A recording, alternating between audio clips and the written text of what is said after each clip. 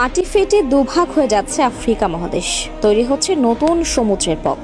ভূতাত্ত্বিক বিজ্ঞানীরা বলছেন এটা পৃথিবীর গঠন বৈজ্ঞানিক এক ভয়ঙ্কর পরিবর্তনের শুরু। কিন্তু এই ঘটনাকে ঘিরে কপালে চিন্তার ভাঁজ পড়েছে ইসলামিক গবেষকদেরও। এটাই কি তবে কিয়ামতের আরেকটি বড় আলামত?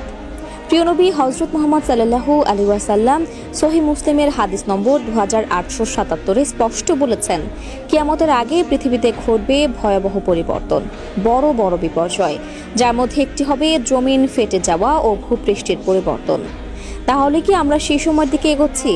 আমরা কি হতে যাচ্ছি পৃথিবীর শেষ জাতি? বিজ্ঞানীরা আফ্রিকার জমিনকে দুই ভাগে বিভক্ত হওয়ার যে তথ্য দিচ্ছেন তা ইসলামী আলামতের সাথে কতটা মিল?